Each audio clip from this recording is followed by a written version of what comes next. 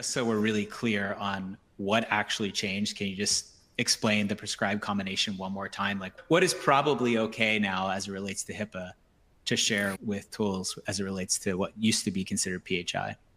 Yeah. So, I mean, ultimately, what happened here, remember, we have that definition of IIHI, and it has two pieces: relates to and identifies.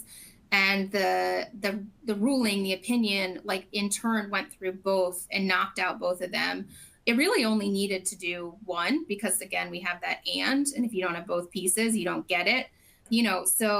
Another one of the quotes I like from the opinion is that, HHS tried to tweak the definition and got caught with its hand in the cookie jar, is how Judge Pittman described it. So, when you have the prescribed combination, the IP address, which purportedly was supposed to relate to someone's healthcare, he knocked that down because he's saying all of the metadata from an unauthenticated web page can do is infer somebody's healthcare. It might relate to their healthcare. It may relate to their healthcare, but the statute is very clear that it has to relate to the healthcare. And so because they tried to essentially change the definition of IAHI there by doing that, he knocked out that first part. The second part, the visit to the web page and identifying the person, he said, well, that can never happen because we can't know that unless we know a person's subjective intent.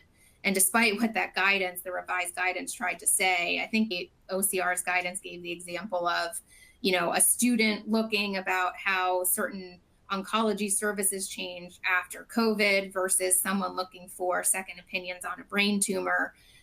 These websites, these healthcare entities are not clairvoyant. They don't know why a person visited a web page. And so we really can never meet the relates to or the identifies prong. And without that, we can never affirmatively say that a person who visited the website is person A and they had condition B.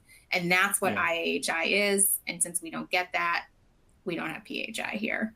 Yeah. But that's all it talked about. Again, just the IP address and just the unauthenticated web page. So that's the only thing we're talking about when we talked about this getting knocked out.